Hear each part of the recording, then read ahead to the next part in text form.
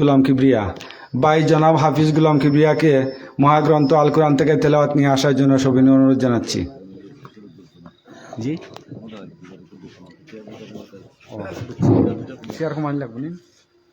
أعوذ بالله من الشيطان الرجيم بسم الله الرحمن الرحيم لقد جاءكم رسول من أنفسكم عزيز عليه ما عنتم حريص عليكم بالمؤمنين رؤوف رحيم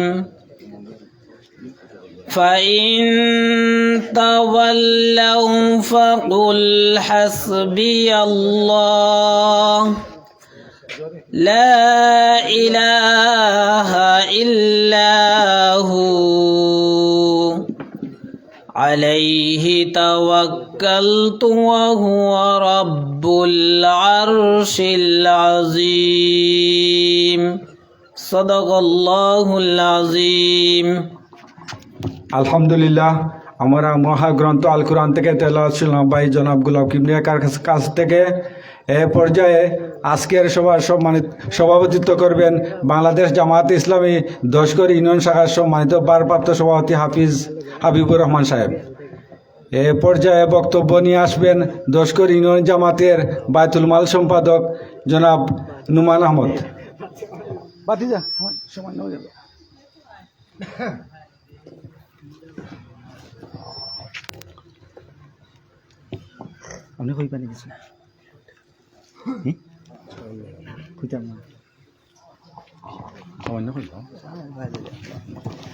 أعوذ بالله من الشيطان الرجيم بسم الله الرحمن الرحيم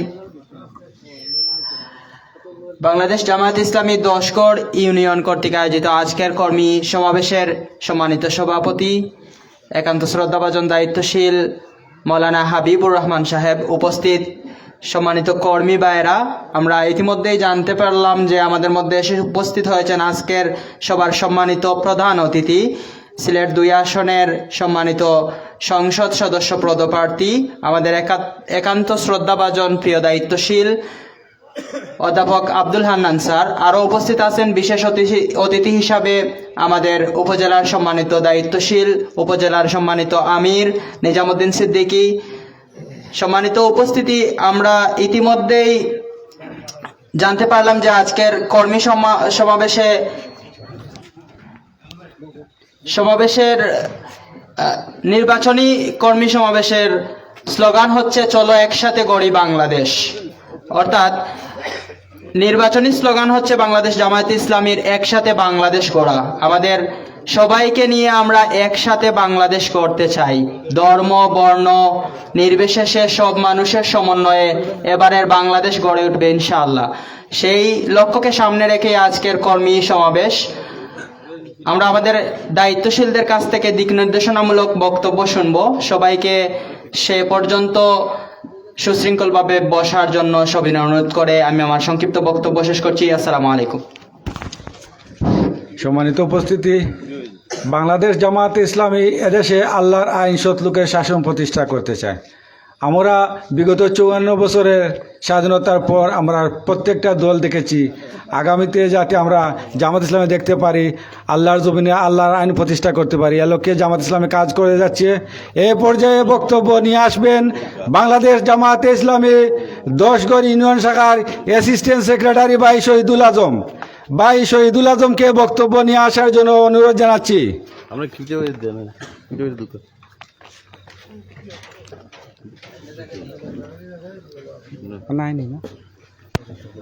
এ পর্যায়ে বক্তব্য নিয়ে আসবেন দশগড় ইউনিয়ন উলামা বিভাগের সম্মানিত সভাপতি ভাই জনাব হাফিজ গুলাম কিবরিয়া ভাইকে বক্তব্য নিয়ে আসার জন্য অনুরোধ জানাচ্ছি।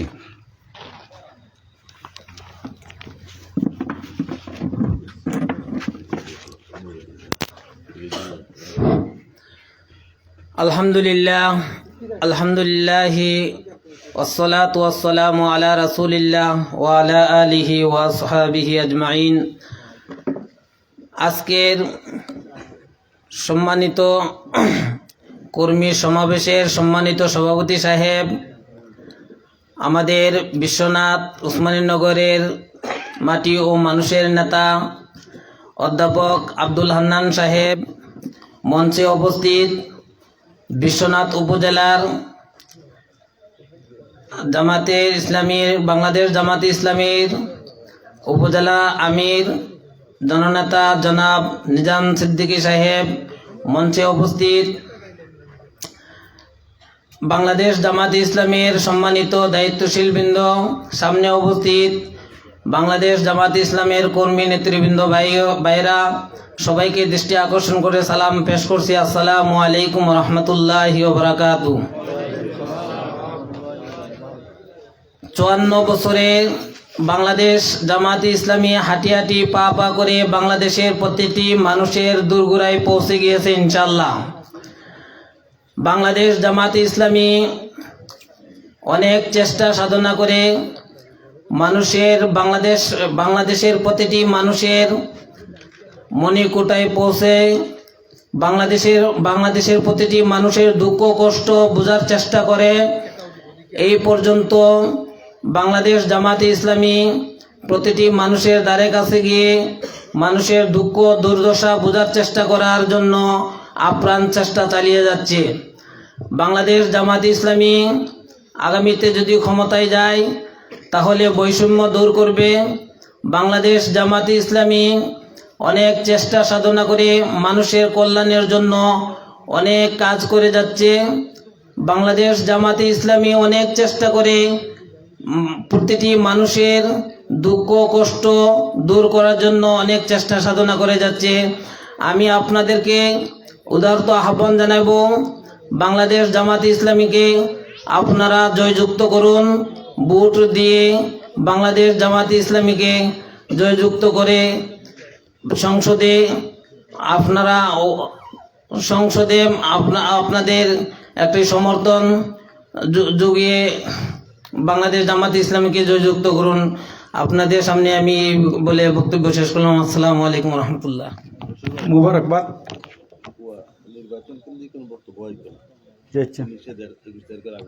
জি, সব দেখেছি বারবার দাড়ি পাল্লা। এইবার সম্মানিত উপস্থিতি, এ পর্যায়ে বক্তব্য নিয়ে আসবেন বাংলাদেশ জামাতে ইসলামী 10 ইউনিয়ন শাখার অ্যাসিস্ট্যান্ট সেক্রেটারি ভাই শহীদুল আজম।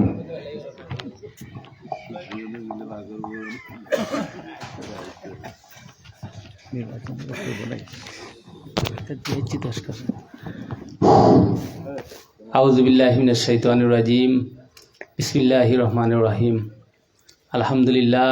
আলহামদুলিল্লাহি রাব্বিল আলামিন। আসসালাতু ওয়াসসালামু আলা সাইয়্যিদিল মুরসালিন ওয়া আলা আলিহি ওয়া সাহবিহি আজমাইন। সম্মানিত উপস্থিতি, গণমানুষের সংগঠন, 18 কোটি মানুষের হৃদয় স্পন্দন বাংলাদেশ জামাতে ইসলাম 10 ইউনিয়নের নাচনি গ্রামের আজকের এই কর্মী সমাবেশের সম্মানিত সভাপতি, উপস্থিত আজকের সভার সম্মানিত প্রধান অতিথি, বিশ্বনাথ উসমানীনগরের মাটি এবং মানুষের নেতা, যাকে নিয়ে বিশ্বনাথ উসমানীনগর সংসদীয় আসনের মানুষ অনেক স্বপ্ন বুকের মধ্যে লালন করতেছে। এই জনপদের মানুষের ভাগ্য উন্নয়নের জন্য, দুঃখ দুর্দশা লাঘবের জন্য, ইনসাফ ভিত্তিক সমাজ ব্যবস্থা কায়েম করার জন্য, রাষ্ট্রীয় সুশাসন প্রতিষ্ঠা করার জন্য, হতদরিদ্র মানুষের পাশে দাঁড়ানোর জন্য, দুঃখী মানুষের দুঃখ নিবারণ করার জন্য, বঞ্চিত মানুষের অধিকার ফিরিয়ে আনার জন্য, যিনি আগামী সংসদ নির্বাচনে বাংলাদেশ জামাতে ইসলাম মনোনীত সংসদ সদস্য পদপ্রার্থী, আজকে সবার সম্মানিত প্রধান অতিথি জনাব অধ্যাপক আব্দুল হান্নান ভাই, উপস্থিত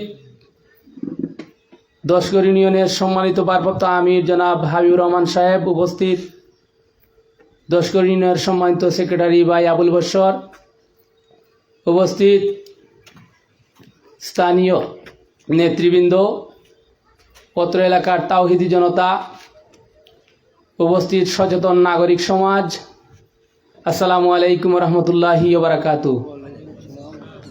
সম্মানিত উপস্থিতি,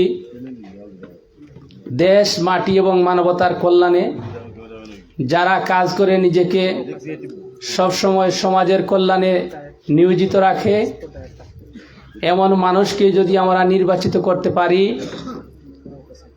সমাজের মানুষের ভাগ্য উন্নয়নের লক্ষ্যে যারা কাজ করে, সমাজ থেকে দুর্নীতি দূর করার জন্য, চাঁদাবাজ মুক্ত সমাজ গঠনের জন্য, বাংলাদেশকে একটা কল্যাণমূলক রাষ্ট্র গঠন করার জন্য, সমাজ থেকে সামাজিক অবক্ষয় দূর করার জন্য, সমাজে সুশীল শিক্ষা ব্যবস্থা প্রণয়নের জন্য যারা কাজ করে, এরকম মানুষকেই আমরা যদি নির্বাচিত করি, তবে আমাদের ভাগ্যের উন্নয়ন হবে।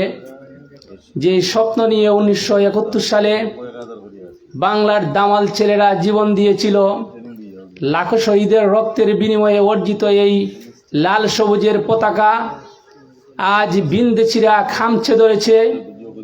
এই স্বাধীনতা সার্বভৌমত্বের অতন্দ্র প্রহরী হিসাবে এই দেশের প্রতিটি নাগরিককে, এই দেশের এই জনপদের প্রতিটি মানুষকেই তার নিজ নিজ অবস্থান থেকে সোচ্চার হতে হবে।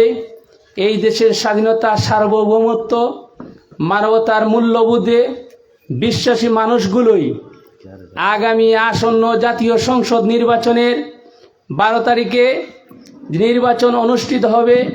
এবারের নির্বাচনটা একটু ভিন্ন।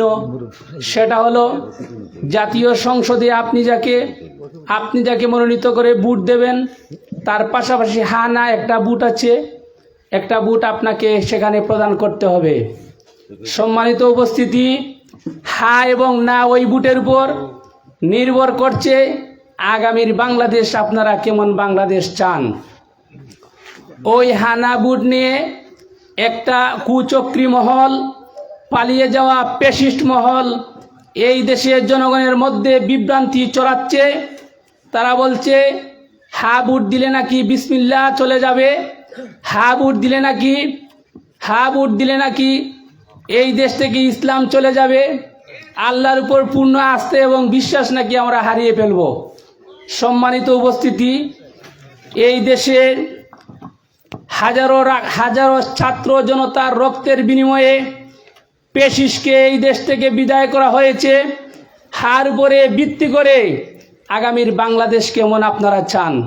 সম্মানিত উপস্থিতি, এবারের হানা ভোটের উপর নির্ভর করছে যে সংস্কার কমিটি গঠন করা হয়েছিল, সেই সংস্কার কমিটিতে এই দেশের প্রখ্যাত আলেমদেরকে ডেকে নিয়ে সংস্কার কমিটিতে সদস্য করা হয়েছিল। ওরা যখন এখানে অংশগ্রহণ করেছিলেন, আপনারা কি মনে করেন ওই আলেমরা তখন হ্যাঁ ভোট দিবেন, আবার বলেছিলেন এখানে বিসমিল্লাহ থাকবে না, এটাকে আপনারা বিশ্বাস করেন? সম্মানিত উপস্থিতি, আগামীর বাংলাদেশ যদি আপনারা চাঁদাবাজ মুক্ত বাংলাদেশ চান, আগামী বাংলাদেশ যদি পেশিট মুক্ত বাংলাদেশ চান, আগামী বাংলাদেশ যদি আপনারা কল্যাণের বাংলাদেশ চান, অবশ্যই আমাদেরকে হার পক্ষে ভোট দিতে হবে। সম্মানিত উপস্থিতি, যাদের রক্তের বিনিময়ে ফ্যাসিস্ট থেকে এই দেশকে মুক্ত করে আমাদেরকে আজ কথা বলার উন্মুক্ত পরিবেশে কথা বলার একটা সুযোগ করে দিয়েছেন, সেই শহীদদের আইনি ভিত্তি, সেই জুলাই সনদের আইনি ভিত্তি প্রণয়নের জন্য হ্যাঁ ভোটের প্রয়োজন। মনে করেন অনেক সন্ত্রাসীরা খুন করে, তারপরে প্রেসিডেন্টের কাছে যখন আমরা মামলা হলো লয়ার কোর্টে, তারপরে গেল একটা জজ কোর্টে, তারপরে গেল একটা হাইকোর্টে, তারপরে গেল সুপ্রিম কোর্টে যাওয়ার পর দেখা গেল যে ফাঁসির যে রায় হয়েছিল, ওই ফাঁসির রায়টা সুপ্রিম কোর্ট বহাল রেখেছে। এখন কি করতে হবে? শেষ পর্যন্ত যেতে হবে এটা মার্সি পিটিশনের জন্য প্রেসিডেন্টের কাছে প্রাণ ভিক্ষা চাইতে হবে। এখন দেখা গেল উনি যেই দলের লোক, প্রেসিডেন্ট ওই দলের লোক। প্রাণ ভিক্ষা চাওয়ার পর মার্সি পিটিশন করার পরে প্রেসিডেন্ট কি করলেন? উনাকে ক্ষমা করে দিলেন। মারা গেল আমার ভাই, মারা গেল অন্যজনে এক বিধবা স্ত্রীর স্বামী, আর প্রেসিডেন্ট উনাকে মাফ করে দিলেন, এটা কোনো অবস্থাতেই হয় না। হাবুটে এটাই হয়েছে যে প্রেসিডেন্ট চাইলেই ওই খুনিকে মাফ করে দিতে পারবেন না। যার স্বামী মারা গেছে উনি যদি সেটা মাফ করে দেন সেটা হবে। এটাই হলো হাবুট। হাবুট হলো এটাই, তত্ত্বাবধায়ক সরকার ব্যবস্থা এদেশে পূর্ণ বহাল হবে, এটাই হলো হাবুট। যারা দিনের বুট রাতে দিয়েছিল, যারা 154 আসন বিনা প্রতিদ্বন্দ্বিতায় জয়ী হয়েছিল, এরকম ব্যবস্থা আর এই দেশে পূর্ণ বহাল না হোক, এর বিরুদ্ধেই হাবুট। হাবুট হলো এটাই, 2 কক্ষ বিশিষ্ট সংসদ হবে, উচ্চ কক্ষ এবং নিম্ন কক্ষ। এখন মনে করেন নিম্নকক্ষের সংসদে যারা আছে তারা চাইলেই একটা আইন করলো, যেই আইন দেশের বিরুদ্ধে যায় এবং দেশের জনগণের আশা এবং আকাঙ্ক্ষার প্রতিফলন ঘটাতে ব্যর্থ, চাইলেই আইন করা যাবে না। উচ্চ কক্ষ বিশিষ্ট 2 কক্ষ বিশিষ্ট উচ্চ কক্ষে যারা সদস্য থাকবেন তাদের সাথে একটা সমন্বয় করে এই আইন প্রণয়ন করতে হবে। আর না হয় উচ্চ কক্ষের ওরা বাধা দেবেন যে এটা গণতন্ত্রের পক্ষে, এটা গণতন্ত্রের পক্ষে যায় না, স্বাধীনতা সার্বভৌমত্বের বিপক্ষে যায়, জনগণের আশা এবং আকাঙ্ক্ষার প্রতিফলন ঘটবে না, তাই চাইলেই যে কোনো আইন দেশের বিরুদ্ধে প্রণয়ন করা যাবে না। এই আইন হাবুটের পক্ষে হলো একজন প্রধানমন্ত্রী 2 বারের বেশি প্রধানমন্ত্রী হতে পারবেন না। হাবুটের পক্ষে হলো নির্বাহী ক্ষমতা সরকারি দলের লোকের কাছে থাকবে, কিন্তু বিচার বিভাগে গিয়ে সরকারের কোনো মানুষ হস্তক্ষেপ করতে পারবে না। আলাদা পুলিশ কমিশন হবে, পুলিশকে রাজনৈতিকভাবে ব্যবহার করা যাবে না। এটাই হলো হাবুটের পক্ষে। হাবুট মানে স্বাধীনতা সার্বভৌমত্বের পক্ষে। যারা না ভোটের কথা বলে ওরা দেশ স্বাধীনতা গণতন্ত্রের শত্রু, ওদের বিরুদ্ধে রুখে দাঁড়াতে হবে। পাড়া মহল্লায় দুর্গ গড়ে তুলতে হবে এবং প্রত্যেকটা মানুষকে বুঝাতে হবে যারা না ভোটের কথা বলে ওরা দেশকে ভারতের কাছে ইজারা দিতে চায়, ওরা আমাদের দেশের স্বাধীনতা সার্বভৌমত্বের বিরুদ্ধে দাঁড়িয়ে ওরা আবারও ফ্যাসিস্ট রাষ্ট্র ব্যবস্থা এদেশে কায়েম করতে চায়। সম্মানিত উপস্থিতি, অতীতের থেকে শিক্ষা নিয়ে আমাদেরকে সামনের দিকে এগুতে হবে। যাদের বিরুদ্ধে অতীতে দুর্নীতির অভিযোগ আছে, যাদের বিরুদ্ধে অতীতে হাওয়ার অভিযোগ আছে, বর্তমানে যারা এদেশটাকে চাঁদাবাজির একটা স্বর্গরাজ্যে পরিণত করেছে, তাদের দিকে আপনারা ভোটের সময় সোচ্চার থাকতে হবে। দেশ আপনার, দেশ গড়ার চাবি আপনার হাতে। সামনের বাংলাদেশ যদি কল্যাণের বাংলাদেশ চান, সামনের বাংলাদেশ যদি পেশিস মুক্ত বাংলাদেশ চান, সামনের বাংলাদেশ যদি একটা উন্নত বাংলাদেশ চান, এই দেশের মানুষের জীবনযাত্রা, এই দেশের মানুষের শিক্ষা ব্যবস্থা, এই দেশের মানুষের সামাজিক গুণাবলী সমৃদ্ধ একটা সমাজ ব্যবস্থা যদি আপনারা চান, অবশ্যই আমাদেরকে হাবুটে ভোট দিতে হবে। হাবুট এটা বিএনপির ব্যক্তিগত চাওয়া কিছু নেই, এই হাবুট জামাতেরও ব্যক্তিগত কিছু নয়, এটা হলো দেশের পক্ষের জিনিস, এটা হলো দেশের পক্ষে। আমরা বাংলাদেশের পক্ষের মানুষ। এই দেশটাকে সুন্দর করতে হলে, এই দেশে যাতে আবার পেশিস পুনরাবৃত্তি না ঘটে, এই দেশ থেকে যাতে আরো লাখ লাখ কোটি কোটি টাকা বিদেশে পাচার না হয়, পাচার করে পাচারকারীরা যাতে স্বেচ্ছায় সুন্দরভাবে বিদেশে জীবনযাপন করতে না পারে, সের জন্য একটা আইনি কাঠামো করতে হবে। আইনি কাঠামো, রাষ্ট্র ব্যবস্থার কাঠামোগত পরিবর্তন আনার জন্যই সংস্কার কমিটি গঠন করা হয়েছে। আর ওই সংস্কার কমিটিকে যেটা রায় দিয়েছে, ওই সনদকে আইনিভাবে মর্যাদা দিতে হলে, সাংবিধানিক রূপ ধারণ করতে হলে এই দেশের মানুষের গণভোটের প্রয়োজন।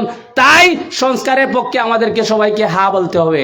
ইনশাআল্লাহ আগামী 12 তারিখে আমরা দাঁড়িপাল্লায় ভোট দেবো, পাশাপাশি হা ভোটে ভোট দেবো তো ইনশাআল্লাহ।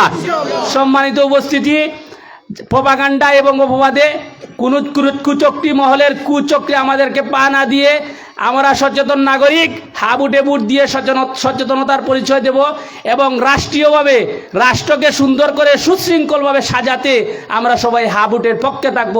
আপনাদের সকলের সমৃদ্ধি কামনা করছি, উত্তর উজ্জ্বল ভবিষ্যৎ কামনা করে আমার বক্তব্য এখানে শেষ করছি। ও আখিরে দাওয়ানা আলহামদুলিল্লাহি রাব্বিল আলামিন। আলহামদুলিল্লাহ, আমরা গুরুত্বপূর্ণ বক্তব্য শুনছিলাম জনাব শহীদুল আজম ভাইয়ের কাছ থেকে। সম্মানিত উপস্থিতি, আমরা 54 বছরের শাসন ব্যবস্থা দেখেছি, আমাদের ভাগ্যকে ছিনিমিনে খেলা হয়েছে। আমাদেরকে আগামীতে সিদ্ধান্ত নিতে হবে। আমাদের ভাগ্যের পরিবর্তন করতে হলে আল্লাহ তাআলা বলেছেন, মানুষের ভাগ্যের পরিবর্তন ততক্ষণ না পর্যন্ত হয় যতক্ষণ না পর্যন্ত তার ভাগ্যকে নিজেই পরিবর্তন না করে। যাতে আগামীতে জাতীয় নির্বাচন, স্থানীয় নির্বাচন, যত নির্বাচন আছে, আমরা এই নির্বাচনের সময় যদি একজন সৎ, দক্ষ, ভালো মানুষ দেখে নির্বাচিত করতে পারি, তাহলেই আমাদের ভাগ্যের পরিবর্তন হবে, আমাদের সমাজের উন্নয়ন হবে, দেশের উন্নয়ন হবে। জাতি আমাদের দিকে তাকিয়ে আছে। আমরা যাতে আগামীতে একজন সৎ, যোগ্য, নেতৃত্ব সম্পন্ন একজন দেশপ্রেমিক নেতা আমরা নির্বাচিত করতে পারি। সম্মানিত উপস্থিতি, এ পর্যায়ে বক্তব্য নিয়ে আসবেন বাংলাদেশ জামায়াতে ইসলামী 10 ইউনিয়ন শাখার সম্মানিত সহসভাপতি জনাব ডাক্তার মনিরুদ্দিন সাহেব। জনাব ডাক্তার মনিরুদ্দিন সাহেবকে বক্তব্য নিয়ে আসার জন্য সবিনয় অনুরোধ জানাচ্ছি।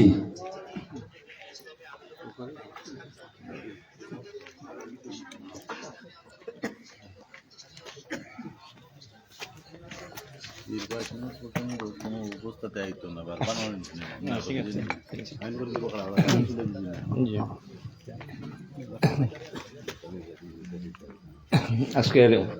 আজকের অনুষ্ঠানের সম্মানিত সভাপতি, উপস্থিত অত্র এলাকার সম্মানিত ব্যক্তিবর্গ, আসসালামু আলাইকুম রহমতুল্লাহি ওয়া বারাকাতুহু। আমরা আজকের বৈঠক নির্বাচন উপলক্ষে এখন আমাদের চিন্তা হইতে একটা সবসময় যে আমরা খরেদি যেভাবে চলছি, নির্বাচন হয়েছি, এগুলার উপরে আমরা দেখছি, আমরা অবস্থা পর্যবেক্ষণ করছি। এখন সামনে দিয়ে আমরা কীভাবে চলতাম, কীভাবে আমরা চললেন, আমরা ভবিষ্যৎ নিরাপত্ত হইব, নিশ্চিত হইব, কিন্তু অসুবিধা আইতো নাই যে আই হইতো এখন আমরা এগুলা চিন্তা করে চলতে হইব। তো আমরা সামনে দিয়া আমরা ওই যাই প্রপাগান্ডাটা দেখলাম, এগুলা সমস্ত ঠিক নাই। আমরা চিন্তা করছি যে আমরা যেভাবে আজকে দল হয়েছি, আমরা যে সংগঠন লাগি, এই সংগঠনটা কীভাবে আমরা তরে আনতাম পারি, সেই চিন্তা রাখি আমরা সকলে একত্র হয়ে সবসময় আমরা চিন্তা করতাম যে কীভাবে আমরা দলটা ক্ষমতা বইতাম পারি এবং ইসলামী রাষ্ট্র হিসাবে আমরা একটা গঠন করে তুলতাম পারি। এছাড়া বক্তব্যের মধ্যে বিভিন্ন রকমের রেস্ট্রিকশন আইয়া আসছে সরকারিভাবে, যেখানে খুললে বেশি যায় না। তো এই ব্যাপারে আমরা সতর্ক থাকতে পার আর আমরা কন্ট্রোল করে মারতে পার। আশা করি আপনার সকলে বুঝলাম কীভাবে আমরা সামনেটা নির্বাচন করতাম না করতাম। আর প্রত্যেকে খালি নিজে সতর্ক হইলে হইতো বা বুঝলে হইতো না, যারা প্রতিবেশী আছে তারা আরও বুঝিয়ে দিতে হইব যে নির্বাচনটা কতটুকু দরকারি আছে না দরকারি আছে। আসসালামু আলাইকুম রহমতুল্লাহি ওয়া বারাকাতুহু। আলহামদুলিল্লাহ, আমরা গুরুত্বপূর্ণ বক্তব্য শুনলাম জনাব ডাক্তার মনিরুদ্দিন সাহেবের কাছ থেকে। আমাদের আজকের এই কর্মী বৈঠকের প্রধান অতিথি জনাব অধ্যাপক আব্দুল্লাহ সাহেব উপস্থিত হয়েছেন। আমাদের মাঝে বিশেষ অতিথি উপস্থিত আছেন বিশ্বনাথ উপজেলা জামাতের সংগ্রামী আমির জনতা জনাব নিজামুদ্দিন সিদ্দিকী সাহেব। বিশেষ অতিথি হিসাবে উপস্থিত আছেন আমাদের 8 নম্বর ওয়ার্ডের 22 গ্রামের জনাব শেবুল ভাই, সমর ভাই, এবং আমাদের বিভিন্ন ওয়ার্ড থেকে আমাদের সম্মানিত ভাইসকল উপস্থিত হয়েছেন এবং আমাদের গ্রামের সম্মানিত মুরব্বিয়ান, সবাইকে মুবারকবাদ। এ পর্যায়ে বক্তব্য নিয়ে আসবেন বাংলাদেশ জামায়াতে ইসলামী 10 ইউনিয়ন শাখার সংগ্রামী। এ পর্যায়ে বক্তব্য নিয়ে আসবেন বিশ্বনাথ উপজেলা জামাতের মজলিসে শুরার অন্যতম সদস্য, দেহলস ইউনিয়নের জামাতের সংগ্রামী সভাপতি জনাব আব্দুর রহিম ভাই। জনাব আব্দুর রহিম ভাইকে বক্তব্য নিয়ে আসার জন্য সবিনয় অনুরোধ জানাচ্ছি।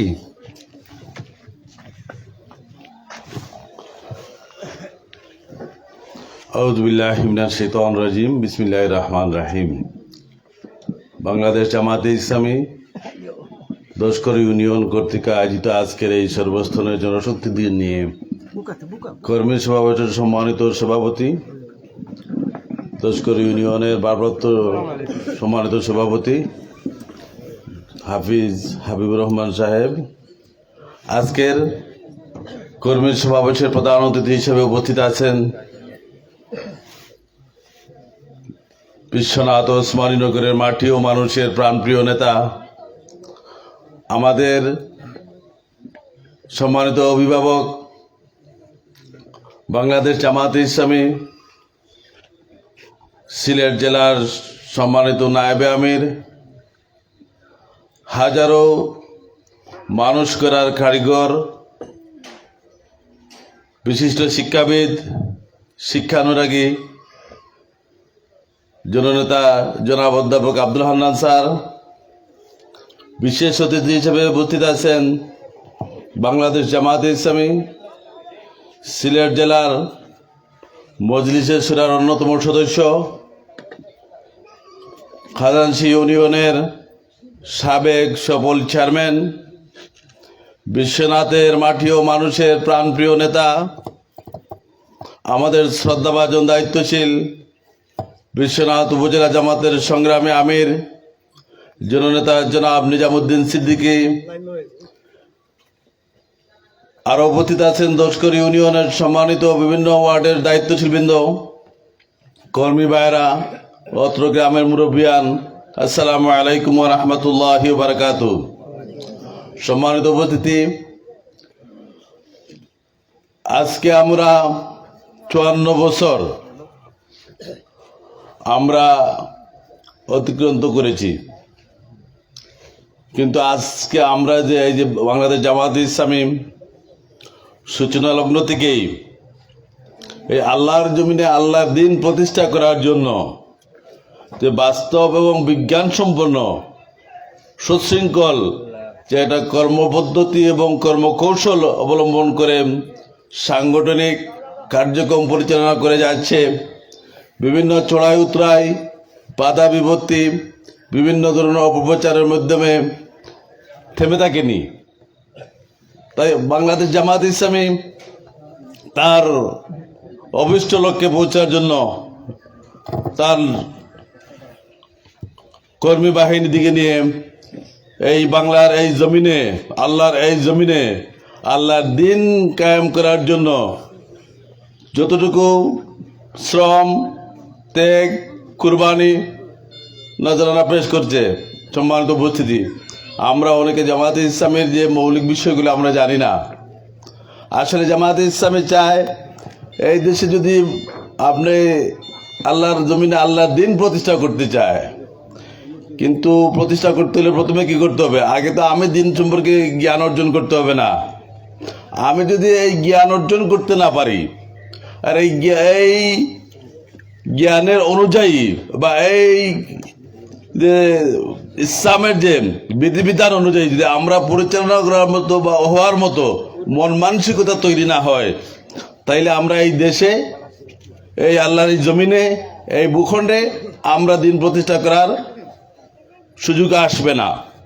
কিন্তু বাংলাদেশ জামায়াত ইসলামী চায় যে প্রত্যেকটা ঘরে ঘরে যাতে আমাদের যে ছেলে সন্তান আছে, আমাদের যে মেয়ে আছে, আমাদের যে স্ত্রী আছে, বোন আছে, মা আছে, আমাদের ভাই আছে, প্রত্যেকটি যাতে এই দিনের ছায়া তুলে নিয়ে আসার জন্য সবসময় নিরলসভাবে কাজ করে যায়।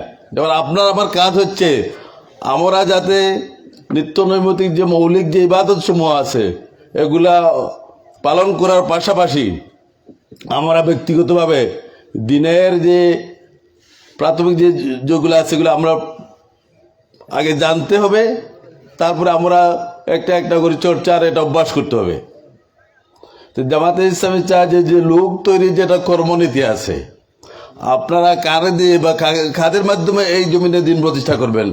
আল্লাহ রাব্বুল আলামিন কি ফিরিস্তা প্রেরণ করবেন? না আমরা করতে হবে? অবশ্যই আমরা মানুষ যারা আছে, ইনসান যারা আছে তারা করতে হবে। এই জন্যে জামায়াতে ইসলামী প্রত্যেক পাড়া মহল্লায়, প্রত্যেকটা গ্রামে যে দাওয়াতি গ্রুপ প্রেরণ করা হয় যাতে মানুষের কাছে দিনের দাওয়াত পৌঁছানো দেওয়া হয়, প্রত্যেক কর্মী বৈঠকে কর্মী ভাইদেরকে প্রশিক্ষণ দেওয়া হয়, তারবিয়াতি প্রোগ্রামের মাধ্যমে মানুষকে দিনের জ্ঞান অর্জন করার লাগি, বাস্তবে প্র্যাকটিস করার লাগি বা প্র্যাকটিক্যাল লাইফে বা বাস্তব কর্ম পদ্ধতি অনুসরণ করে যাতে আমরা দিনের এই জিনিসগুলো জানি এবং পালন করার চেষ্টা করি। এই জন্য জামায়াতে ইসলামী কাজ করে যায়। এবার আপনি যদি এই আল্লাহর জমিনে আল্লাহর দিন প্রতিষ্ঠা করতে চান, তাহলে সর্বপ্রথম নিজেকে তৈরি করতে হবে, নিজের পরিবার তৈরি করতে হবে, সমাজ তৈরি করতে হবে, তারপরে না আপনার রাষ্ট্রের অবকাঠামো বা তৈরি করতে হবে। আজকে দেখেন, যদি আমরা যে কোনো ব্যাপারে একটা যদি দেখো একটা ইউনিয়ন পরিষদ বালা, ইউনিয়ন পরিষদে এমন একজন লোককে আমরা নির্বাচিত করি যদি উনি সৎ থাকে না, ওনার যদি আমানতদারিতা থাকে না, তাইলে আমরা ইউনিয়ন পরিষদে কি ভালো এই জনসেবা পাবো? আমানতদারিতা থাকে না, তাহলে মানুষের আমানত কি পাবে? সরকারের পক্ষ থেকে অনেক সময় অনেক কিছু আসবে, অনেক দান আছে, অনেক জনগণের অধিকার আছে, এগুলা জনগণিকরা তার অধিকার পাবে না। এই জন্য বাংলাদেশ জামাত ইসলামী চায় সৎ লোকের শাসন এবং আল্লাহর আইন। আল্লাহর আইন বাস্তবায়ন করতে হলে কি করতে হবে? আগে সৎ হতে হবে। একজন মানুষ যদি আসলে এইভাবে করা ঠিক না, কেউ যদি মাদ্রাসা শিক্ষিত থাকে, এটা আছে না, মাদ্রাসা শিক্ষিত তাকে আল্লামাও তাকান, উনি যদি সৎ ব্যক্তিগত লাইফে বা ব্যক্তিগত জীবনে তার চরিত্রের মাঝে সৎতা থাকে না, আমানতদারিতা থাকে না, তো ওনার দ্বারা কি এই সমাজ পরিবর্তন করা সম্ভব হবে? তাহলে জ্ঞানের পাশাপাশি আমাদেরকে কি হতে নিজে সৎ হতে হবে, সমাজকেও সৎ লোকের দ্বারা পরিচালিত করার জন্য আমরা সর্বাত্মক চেষ্টা করতে হবে। তো এই জন্য বাংলাদেশ জামাত ইসলামী প্রত্যেকটা পাড়া মহল্লায় প্রতিটা মানুষের কাছে দিনের দাওয়াত পৌঁছে দেওয়ার পাশাপাশি বাস্তব জীবনে পালন করার জন্য মানুষকে কি করে তৈরি করার চেষ্টা করে। এখন আপনিও যদি আপনার ছেলে সন্তান যারা আছে, যে ইসলামী ছাত্র শিবির আছে, যদি ইসলামী ছাত্র শিবিরের মাধ্যমে বা ইসলামিক অন্যান্য সংগঠনও আছে, অসুবিধা নেই, যে আপনার ছেলেকে যদি আপনি ধার্মিক এবং মুমিন হিসাবে আপনি যদি পেতে চান, তাহলে ইসলামের প্র্যাকটিক্যাল লাইফে অনুসরণ করা ছাড়া, ইসলামের অনুসরণ এবং অনুকরণ ছাড়া কোনো পথ নেই। এই জন্য আমরা অনেক দেখেছেন, আপনারা অনেক মত অনেক পথের বিভিন্ন কাজ দেখেছেন।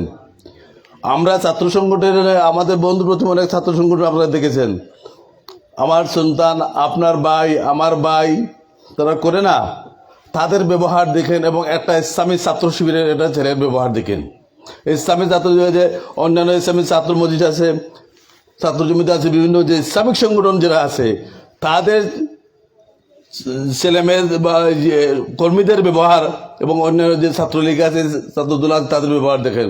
ইসলামিক ছাত্র সংগঠনগুলা বা ইসলামিক সংগঠনগুলা কোনো সময় ছাদাবাদী শিক্ষা দেয় না, কোনো সময় দুর্নীতির শিক্ষা দেয় না, মা বাবার সাথে খারাপ ব্যবহার শিক্ষা দেয় না, উস্তাদের সাথে খারাপ ব্যবহার শিক্ষা দেয় না, সমাজে যে লুণ্ঠন করতে হবে, টেন্ডারবাজি করতে হবে, অন্যায় বিচার করতে হবে, এগুলো শিক্ষা দেয় না।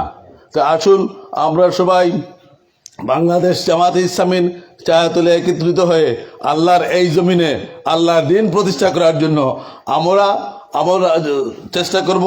আমাদের ফ্যামিলিদের, আমার পরিবারের সদস্য সবাইদেরকে আমরা নিয়ে আল্লাহর এই জমিনে দিন প্রতিষ্ঠা করতে চাই। আসুন, জামাত ইসলামী আপনাদের সবাইকে আহ্বান জানাচ্ছে যে প্রত্যেকটা গ্রামে গিয়ে, আমাদের প্রত্যেকটা বাড়িতে গিয়ে জামাতে ইসলামী আন্দোলনের দাওয়াত পৌঁছে আমরা এই জমিনে আল্লাহর দিন প্রতিষ্ঠা করতে চাই। এই উদাত্ত আহ্বান রেখে আমি আমার কথা শেষ করছি। আসসালামু আলাইকুম রহমতুল্লাহ। আলহামদুলিল্লাহ, আমরা গুরুত্বপূর্ণ বক্তব্য শুনলাম জনাব আব্দুর রহিম ভাইয়ের কাছ থেকে। সম্মানিত উপস্থিতি, বাংলাদেশ জামাত ইসলামী হচ্ছে একটা স্বতন্ত্র শিক্ষা প্রতিষ্ঠান। আপনার আমার যে ধরনের শিক্ষার প্রয়োজন, স্কুল থেকে কলেজ, কলেজ থেকে ভার্সিটি, এরকম শিক্ষা প্রতিষ্ঠান, এই জামাত ইসলামী একদল যোগ্যতা সম্পন্ন নেতৃত্ব তৈরি করে। আসুন আমরা সবাই মিলে বাংলাদেশ জামাত ইসলামীকে যোগ দিই এবং আল্লাহর জমিনে আল্লাহর আইন প্রতিষ্ঠার সংগ্রামে আমরা সহযোগিতা করি। এ পর্যায়ে গুরুত্বপূর্ণ বক্তব্য নিয়ে আসবেন বাংলাদেশ জামাত ইসলামী সিলেট জেলা জামাতের সম্মানিত মজলিসে শুরার অন্যতম সদস্য, বিশ্বনাথ উপজেলা জামাতের সংগ্রামী আমির, খাজানশি নয় সাবেক সফল চেয়ারম্যান জননেতা জনাব নিজামুদ্দিন সিদ্দিকী সাহেব। জননেতা জনাব নিজামুদ্দিন সিদ্দিকী সাহেব।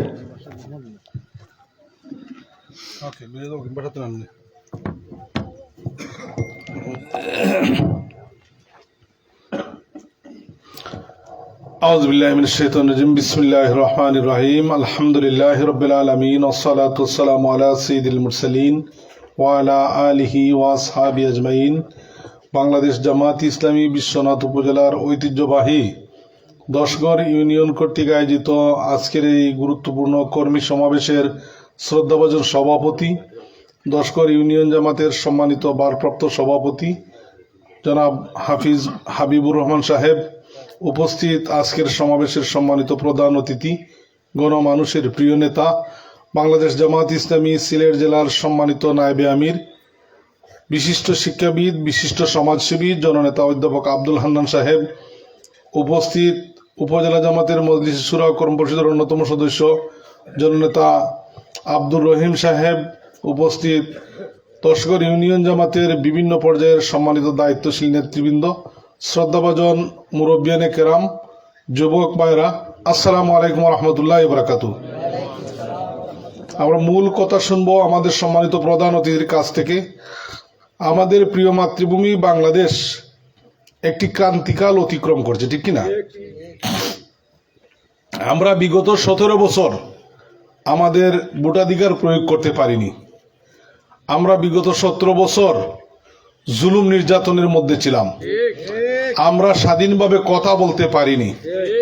এদেশের অনেক মানুষকে অন্যায়ভাবে গুলি করে হত্যা করা হয়েছে। আয়নাগরে নির্মমভাবে নির্যাতনের মাধ্যমে হত্যা করা হয়েছে। জুলাই আগস্ট বিপ্লবের মাধ্যমে আমরা স্বাধীনভাবে কথা বলার সুযোগ পেয়েছি। এর মাধ্যমে আমরা আগামী ফেব্রুয়ারি মাসের 12 তারিখ জাতীয় নির্বাচন এবং গণভোটে আমরা ভোট দিতে পারবো ইনশাআল্লাহ, আশা করি, ঠিক কিনা? বাংলাদেশ জামাত ইসলামী হচ্ছে কোরআন এবং সুন্নাহর ভিত্তিতে একটি কল্যাণ রাষ্ট্র প্রতিষ্ঠায় অঙ্গীকারাবদ্ধ একটি সংগঠনের নাম। বাংলাদেশ জামাত ইসলামী বাংলাদেশে আরো যে সকল গতানুগতিক রাজনৈতিক দল আছে, এই সকল রাজনৈতিক দলের মতো কোনো দলের নাম নয়। বাংলাদেশ জামাত ইসলামী চায় এই জমিন আল্লাহর, আইন হবে আল্লাহর। মানুষের মন গড়া আইনে মানুষকে কখনো মুক্তি দিতে পারে না, মানুষের অধিকার প্রতিষ্ঠা করতে পারে না, যেটা বিগত 54 বছরে আমাদের প্রিয় মাতৃভূমি বাংলাদেশে প্রমাণিত হয়েছে, ঠিক কিনা? বিগত 54 বছর এই বাংলাদেশের মানুষের তৈরি করা আইনে চলেছে। সকালে একটি আইন হয়েছে, বিকালে আরেকটি আইন হয়েছে। সকালে এক আইনে একজনের বিরুদ্ধে রায় হয়েছে, বিকালে এই আইন চেঞ্জ করে ওনাকে ফাঁসি দেওয়া হয়েছে। আপনারা জানেন না? আমাদের প্রিয় নেতা জননেতা আব্দুল কাদের মোল্লা সাহেবকে আদালতে রায় হওয়ার পরে আইন পরিবর্তন করে ফাঁসিতে ঝুলিয়ে হত্যা করা হয়েছে। আমাদের সম্মানিত নেতৃবৃন্দকে, যারা এই বাংলাদেশকে বিশ্বের দরবারে মাথা উঁচু করে দাঁড়ানোর জন্য জীবনপণ সংগ্রাম করেছেন, আন্দোলন করেছেন, দেশের সকল গণতান্ত্রিক আন্দোলনে অগ্রণী ভূমিকা পালন করেছেন, নির্ভীক ভূমিকা পালন করেছেন নিঃশর্তভাবে।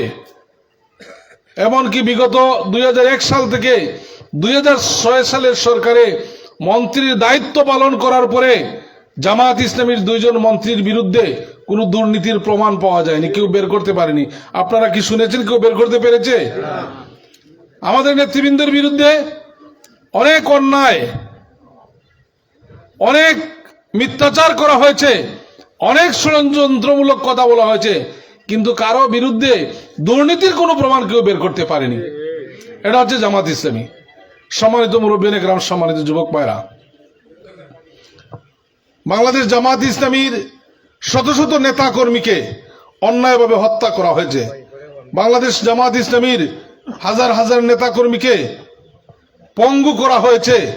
হাজার হাজার নেতা কর্মীকে আজকে বিকলাঙ্গ জীবন যাপন করতে হচ্ছে এই জুলুম নির্যাতনের কারণে।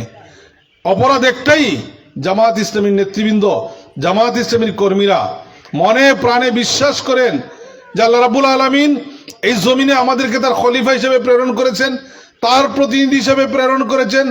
আল্লাহর জমিনে আল্লাহর দিনকে বিজয়ী করা, এটি যেভাবে আমাদের উপর নামাজ রোজা ফরজ, ঠিক অনুরূপভাবে আল্লাহর জমিনে আল্লাহর দিনকে বিজয়ী করার কাজ করা ফরজ। এই অনুভূতি থেকে কাজ করার কারণে, এই আশা লালন করার কারণে, এই আশা পোষণ করার কারণে নেতৃবৃন্দকে অন্যায়ভাবে হত্যা করা হয়েছে, ঠিক কিনা? বিশ্ববরেণ্য মুফাসসিরে কোরআন আল্লামা দেলোয়ার হোসেন সাইদি, কোরআনের পাখি আল্লামা দেলোয়ার হোসেন সাইদি, যিনি শুধু বাংলাদেশ নয়, বিশ্বের প্রতিটি মুক্তিকামী মানুষের হৃদয়ের স্পন্দন ছিলেন।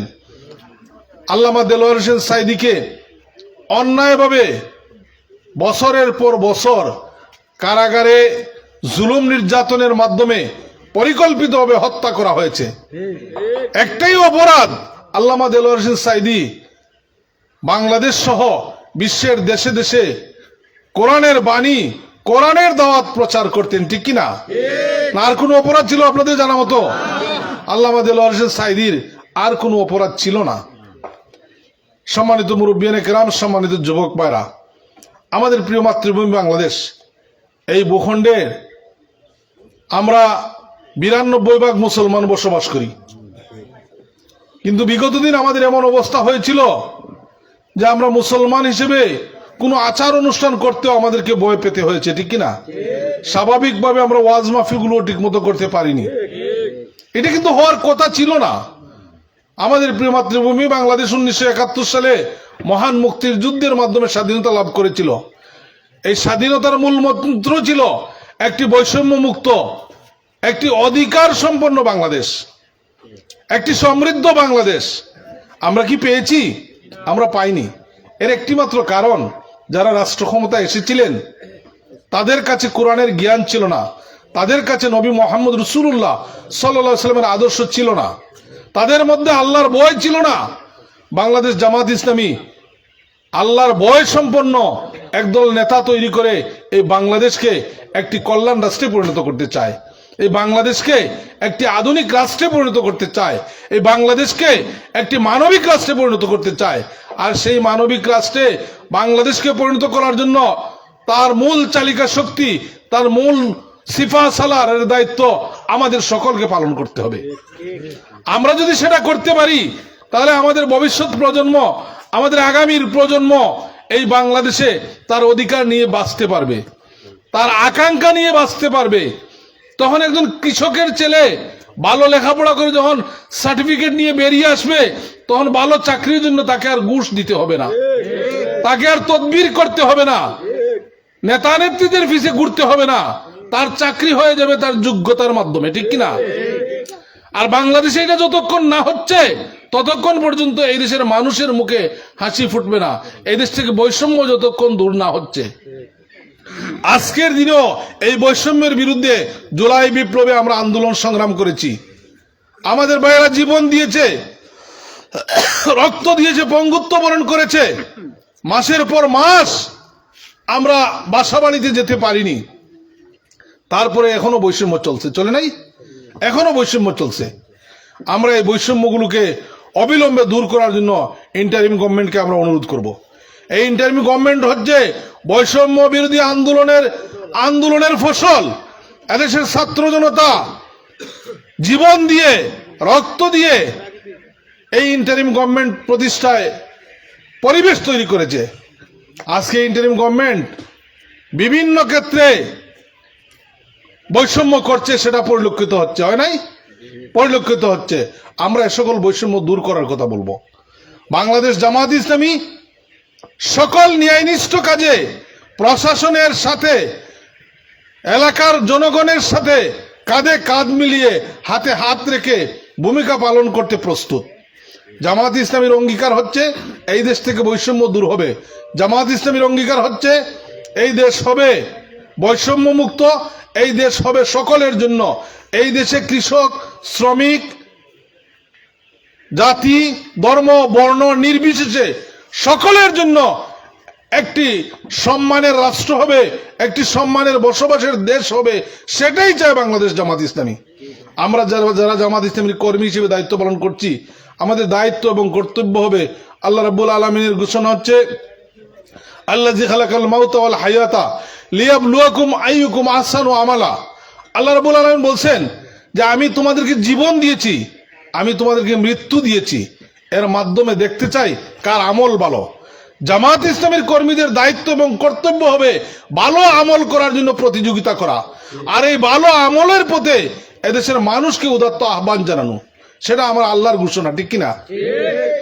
আজকে জামাত ইসলামী ভালো কাজগুলো করে, যেখানে ঢাকা বিশ্ববিদ্যালয় সহ বাংলাদেশের প্রধান 5টি বিশ্ববিদ্যালয়ে ইসলামী ছাত্র শিবিরের নিরঙ্কুশ বিজয় হয়েছে, ঠিক কিনা?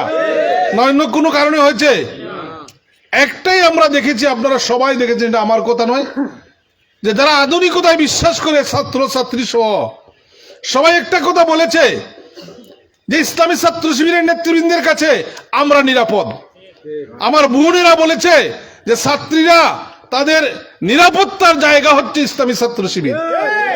5টি বিশ্ববিদ্যালয় নির্বাচনের পরে কোন বিশ্ববিদ্যালয়ে ছাত্র সংসদের দ্বারা এখনো আমরা কোনো দুর্নীতির সংবাদ পাইনি।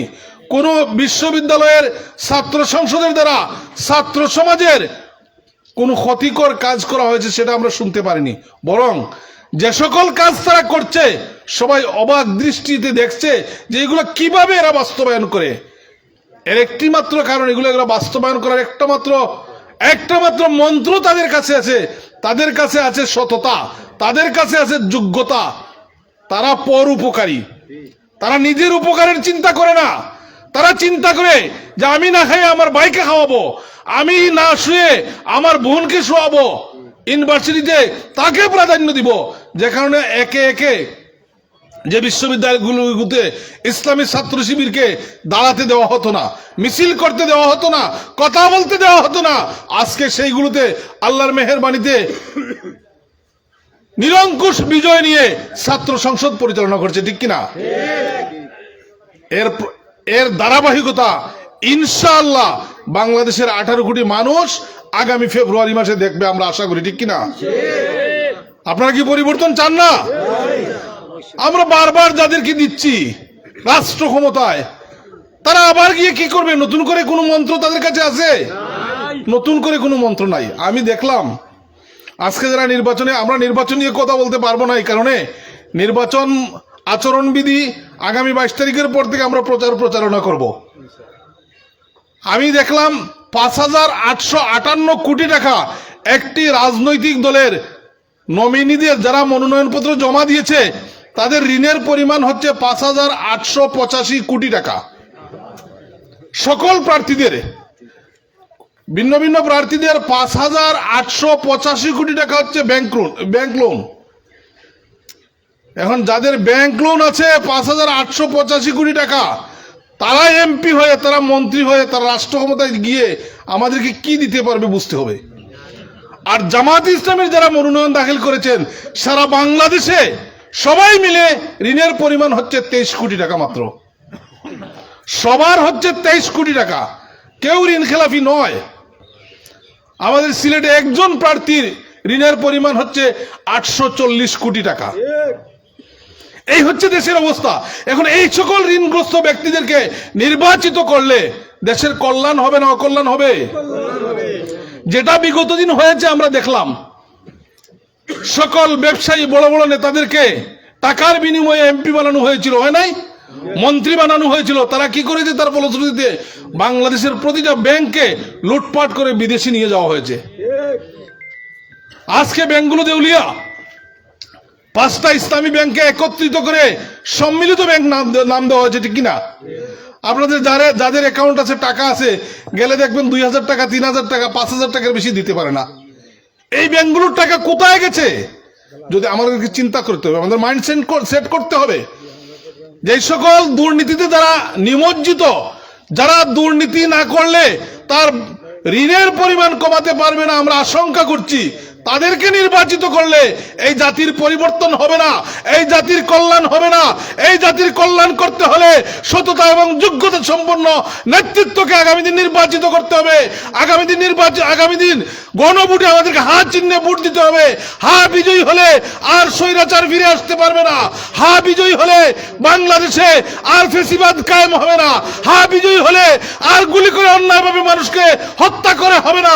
হা বিজয়ী হলে আর প্রশ্নপত্র ফাঁস করে আপনার দুর্নীতিবাজদেরকে চাকরি দেওয়া হবে না।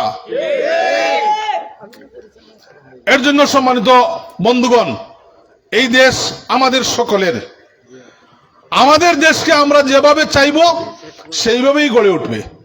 আমার সমাজ আমাকেই গড়তে হবে। তাই আসুন আগামী দিন আমরা একটি সুন্দর বাংলাদেশের জন্য আমরা সবাই ঐক্যবদ্ধভাবে বাংলাদেশ জামাত ইসলামীর পতাকা তলে সমবেত হই। জামাত ইসলামী এই দেশে সকল মানুষকে নিয়ে একটি কল্যাণ, একটি আধুনিক রাষ্ট্র প্রতিষ্ঠার স্বপ্ন লালন করে। জামাত ইসলামী প্রতিষ্ঠা লগ্ন থেকে একটা স্লোগান দিয়ে আসছে যে আমরা আল্লাহর আইন চাই, সৎ লোকের শাসন চাই। জামাত ইসলামী তার এই মূলনীতি থেকে এত জুলুম নির্যাতনের পরেও সরে আসছে। জামাত ইসলামী অন্যায়ের কাছে মাথা নত করেনি। জামাত ইসলামী দেশ মাতৃকার জন্য অকাতরে জীবন দিয়ে গেছে। আমি সংক্ষেপে আমার একটি উদাহরণ দিয়ে শেষ করব। সম্মানিত মুরব্বিয়ানে কেরাম, সম্মানিত যুবক ভাইরা, আমরা মুসলমান, আমরা কোরআনের ভিত্তিতে এই সমাজ প্রতিষ্ঠা করতে চাই। আমরা কোরআনকে আমাদের অন্তরে লালন করি, ঠিক কিনা? আমি আপনাদের সামনে ছোট্ট একটি গল্প বলে আমার কথা শেষ করব। মহাগ্রন্থ আল কোরআন আমাদের সকলের ঘরে আছে, আছে না? এক জিল নয়, একাধিক জিল আছে, ঠিক কিনা? এই কোরআন আমার ঘরে যদি কখনো তেলাওয়াত করতে যেয়ে এই কোরআনের সাথে এইরকম একটা কাপড় বেঁধে রাখা আছে, আছে না? এই কাপড়টা যদি কখনো ভুলক্রমে আমার হাত থেকে পড়ে যায়, তাহলে আমরা কি করি? এই কাপড়ে আমরা চুমা খাই। কারণ কি? এই কাপড়ে চুমা খাওয়ার কারণ কি? এই কাপড় তো আমরা আরো বিভিন্ন ভাবে ব্যবহার করি, করি না? কিন্তু কোরআনের পাশে যাওয়ার কারণে এই কাপড়ের মর্যাদা বেড়ে গেছে, যে কারণে আমরা চুমা খেয়েছি, ঠিক কিনা? তাহলে এখান থেকে চিন্তা করেন যে কোরআন একটুকু কাপড়কে ধারণ করার কারণে কোরআন এই কাপড়ের দাম বেড়ে গেল, মর্যাদা বেড়ে গেল। আমি মুসলমান যদি সেই কোরআনের পাশে এই কাপড়ের মতো যেতে পারি, আমার বুকে কোরআনকে আমি সেইভাবে আগলে রাখতে পারি, তাহলে কি আমার সম্মান মর্যাদা বাড়বে না? অবশ্যই বাড়বে। তাই আজকের কর্মী সমাবেশ থেকে আমাদের সিদ্ধান্ত নিতে হবে যে আমাদের সম্পর্ক বাড়াতে হবে কোরআনের সাথে, ঠিক কিনা? আবার এই কোরআন আমরা একটা কাঠের রাওয়ালে রেখে তেলাওয়াত করি না? এই কাঠের মধ্যে তো আমরা চেয়ার বানিয়ে বসি, আমরা খাট বানিয়ে ঘুমাই না? কিন্তু এই কাঠে, এই রাওয়ালে যখন কোনো সময় ভুলবশত আমার পা লেগে যায় অথবা আমার হাত থেকে পড়ে যায়, এই কাঠের রাওয়ালেও কিন্তু আমি চুমো খাই না। এর কারণ কি? এর কারণ হচ্ছে কাপড়ের মতো এই কাঠের রাওয়াল মহাগ্রন্থ আল কোরআনকে ধারণ করেছে। ধারণ করার কারণে তার মর্যাদা এবং সম্মান বেড়ে গেছে। ভাই এবং বন্ধুগণ, আমরা যদি এইভাবে কোরআনকে ধারণ করতে পারি, তাহলে আমাদের মর্যাদাও বেড়ে যাবে ইনশাআল্লাহ। তাই আমরা এখন থেকে কোরআন ভিত্তিক সমাজ বিনির্মাণের জন্য ঐক্যবদ্ধভাবে কাজ করব।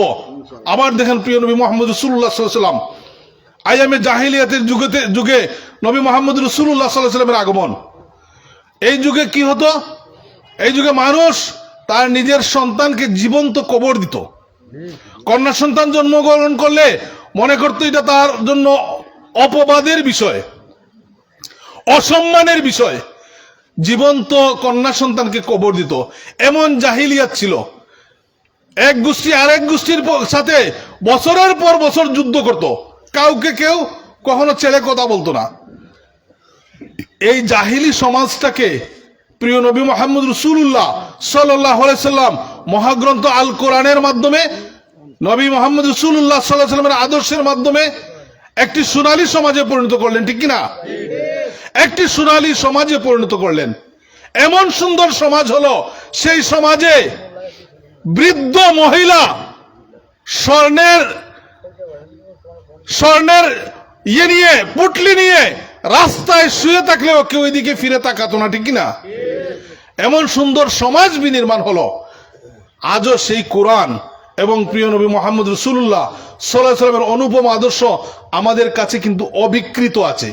আমরা যদি এখনো নবী মুহাম্মদ রাসূলুল্লাহ সাল্লাল্লাহু আলাইহি ওয়াসাল্লামের মতো, নবী মুহাম্মদ রাসূলুল্লাহ সাল্লাল্লাহু আলাইহি ওয়াসাল্লামের সাহাবায়ে কেরামের মতো যদি আমরা এই কোরআনকে ধারণ করতে পারি, নবীর আদর্শকে ধারণ করতে পারি, তাহলে আমরা একটি সুন্দর সমাজ বিনির্মাণ করতে পারবো। আর সেই সুন্দর সমাজ বিনির্মাণের জন্য কাজ করে যাচ্ছে বাংলাদেশ জামাত ইসলামী। জামাত ইসলামীর বিরুদ্ধে বিভিন্ন ধরনের অপপ্রচার, মিথ্যাচার হয়। এগুলো আপনারা যাচাই করেন, আমরা অনুরোধ করব। আপনারা জামাত ইসলামী সম্পর্কে জানেন, লেখাপড়া করেন। এখন তথ্য প্রযুক্তির যুগ, আমার কাছ থেকে বই নিতে হবে না, আপনি অনলাইনে সার্চ করলে পেয়ে যাবেন। জামাত ইসলামীর গঠনতন্ত্র পাবেন, জামাত ইসলামীর সংগঠন পদ্ধতি পাবেন, জামাত ইসলামীর কর্মপদ্ধতি পাবেন, জামাত ইসলামীর পরিচিতি পাবেন। এইগুলা থেকে আপনি উত্তর নিজে পেয়ে যাবেন। আসুন আমরা সবাই মিলে আমাদের দেশটাকে আমরা পরিবর্তনের চেষ্টা করি, একটি সুন্দর সমাজ বিনির্মাণ করি, যে সমাজে আমরা সবাই মিলেমিশে জাতি ধর্ম বর্ণ নির্বিশেষে কৃষক শ্রমিক মজুর সবাই আমরা ঐক্যবদ্ধ হয়ে বসবাস করতে পারি সম্মানের সহিত, সেই দেশ আমরা কামনা করি। সেই দেশ জামাত ইসলামী কামনা করে আজকের এই সুন্দর সমাবেশে অংশগ্রহণ করার জন্য বাংলাদেশ জামাত ইসলামী বিশ্বনাথ উপজেলা শাখার পক্ষ থেকে আপনাদের সকলকে আন্তরিক মোবারকবাদ অভিনন্দন জানাচ্ছি। প্রধান অতিথির গুরুত্বপূর্ণ কথা শোনার জন্য অনুরোধ জানিয়ে আমার কথা শেষ করছি। বাংলাদেশ জিন্দাবাদ, বাংলাদেশ জামাত ইসলামী জিন্দাবাদ। আসসালামু আলাইকুম রহমতুল্লাহ। আলহামদুলিল্লাহ, আমরা এতক্ষণ গুরুত্বপূর্ণ বক্তব্য শুনছিলাম আমাদের উপজেলা জামাতের সংগ্রামী আমির জননেতা জনাব নিজামুদ্দিন সিদ্দিকী সাহেবের কাছ থেকে। সম্মানিত উপস্থিতি, তন্ত্র মন্ত্রের দিন শেষ, ইসলামের বাংলাদেশ। মানুষের মন গড়া মতবাদ দিয়ে আমাদের শান্তি আসবে না, তাই আসুন আমরা আল কোরআনের বাংলাদেশ গড়ি। এই পর্যায়ে বক্তব্য নিয়ে আসবেন আজকের আমাদের এই কর্মী সমাবেশের সম্মানিত প্রধান অতিথি, বাংলাদেশ জামাত ইসলামী সিলেট জেলা জামাতের সংগ্রামী নায়েবে আমির, বিশ্বনাথ উসমানীনগরের মাটি ও মানুষের প্রিয় নেতা জননেতা জনাব অধ্যাপক আব্দুল হান্নান সাহেব। জননেতা জনাব অধ্যাপক আব্দুল হান্নান সাহেব।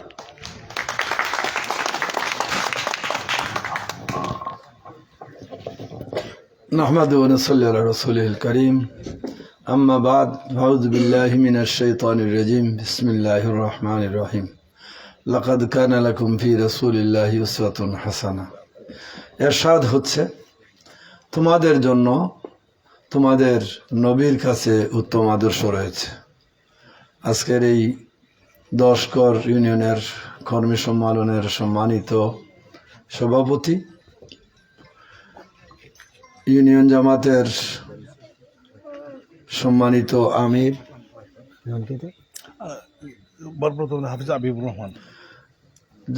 ভারপ্রাপ্ত আমির জনাব হাবিবুর রহমান, এখানে আজকে উপস্থিত সম্মানিত বিশেষ অতিথি আপনাদের উপজেলার সম্মানিত আমির জনাব নিজাম সিদ্দিকী, এখানে উপস্থিত আছেন বিশ্বনাথ উপজেলার শুরা ও কর্মী সদস্য জনাব আব্দুর রহিম, এই দেওখলস উপজেলার সম্মানিত দেওখলস ইউনিয়নের সম্মানিত সেক্রেটারি এবং এখানকার স্থানীয় নেতৃবৃন্দ, শিবিরের নেতৃবৃন্দ, আমাদের জামাত ইসলামীর এই কর্মী সম্মেলনের সম্মানিত কর্মী প্রিয় ভাইয়েরা, উপস্থিত আমাদের শুভাকাঙ্ক্ষী ভাইয়েরা, আসসালামু আলাইকুম রহমতুল্লাহ বারাকাতুহু।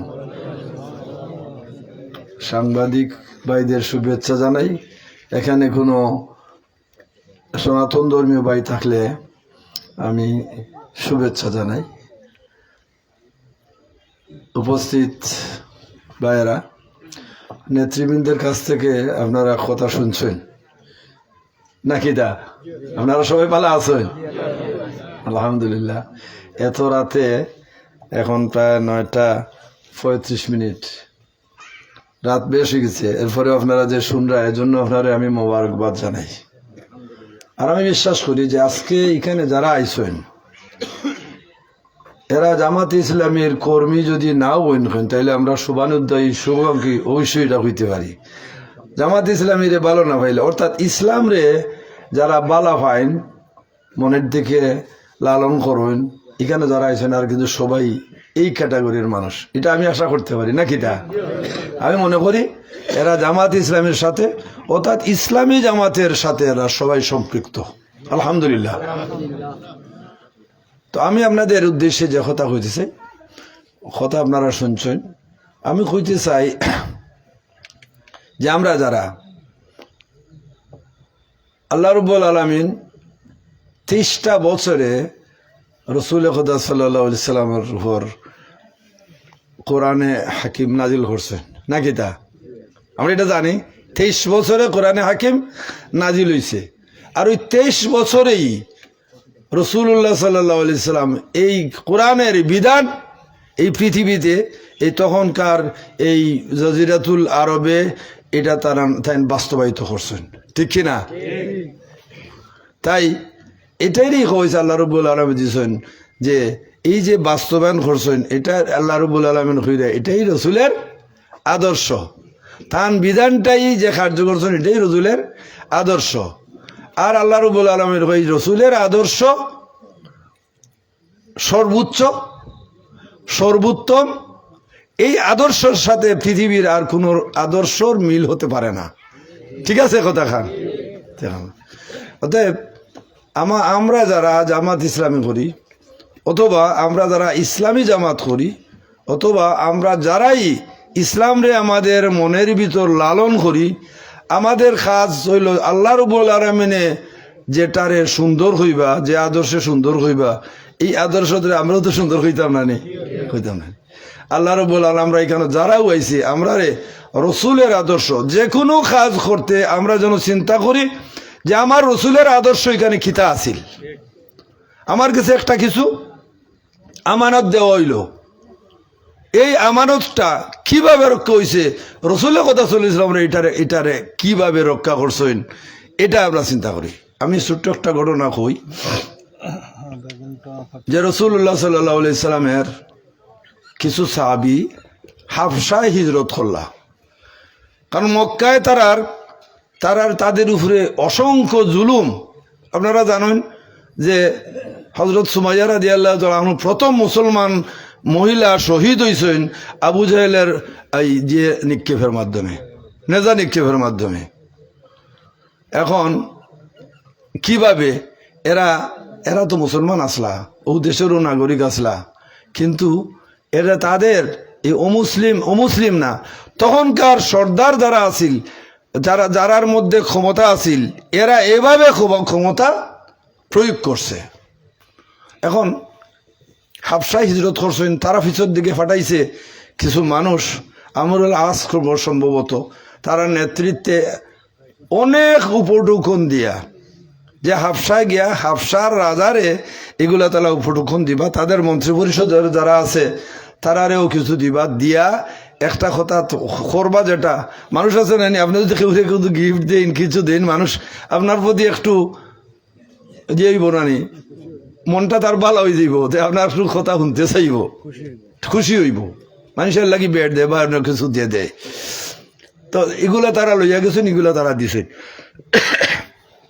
তারা হাবশার বাদশায়, তার নাজ্জাশী বাদশায় তারারে ডাকাইয়া আনছেন। হযরত আবু জাফর রাদিয়াল্লাহু তাআলার নেতৃত্বে যারা গেছলা এখানো মহিলা, কতজন সংকট আমার খেয়াল নাই, তারারে ডাকাই লইছে যে কোনছে এখানো আপনাদের দেশ থেকে কিছু মানুষ হইছে, তারা খর যে তারা নেতৃবৃন্দ পাঠাইছেন, এই যারা আইছে এরা একটা নতুন ধর্ম আবিষ্কার করছে, মানুষেরা বিভ্রান্ত করেন, অতএব এরা এখানে আইছে আপনার রাজ্যে, আপনারাদেরও বিভ্রান্ত করবো, এদের নিতাও আইছি আমরা।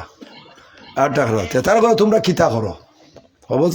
জাফর রাদিয়াল্লাহু তাআলা আনহু তাই ইসলাম যে সম্বন্ধে সূরা কাফ পড়ছেন, খোঁজা জানাইছেন যে আমরা চাই, আমরা রসুল আইছেন যে তোমরা মানুষের প্রতি নির্যাতন করিও না, তোমরা অন্যায় আচরণ বন্ধ করো, মানুষের সন্ত্রাসের মাধ্যমে মানুষের জিনিস হস্তগত করিও না, মানুষের ন্যায্য পাওনা তোমরা মারিও না, ইত্যাদি কথাগুলা কইন বলে। এরা যে আইছে এরার ব্যাপারে একদিন ভরা কথা হয়েছে, বাদুর দিন হেরা আবার হয়েছে যে সম্মানিত বাদশাহ, এরা হযরত মরিয়ম সম্বন্ধে, ঈসা সম্বন্ধে কিতা কয়, কারণ তারা জানে ঈসাই অর্থাৎ খ্রিস্টান, অতএব এই কথা দিয়ে কয় এরা সম্বন্ধে, আপনারা সম্বন্ধে তারা বাদ কথাবার্তা কয়, এই যারা বিদ্রোহী যারা আইছে, ইসলাম যারা কয়, আবার ডাকাইয়া কথাবার্তা শুনছেন। তাই এক সুরা দি ঈসা যে সুরে মরিয়ম ফড়িয়া বুঝাইছেন, এরপরে বাদশাহ খান দিছেন আর কইছেন কারণে যে এই যে কথাগুলো আমি শুনি, আর এগুলা একজোড়াও পার্থক্য নাই, এরা সঠিক।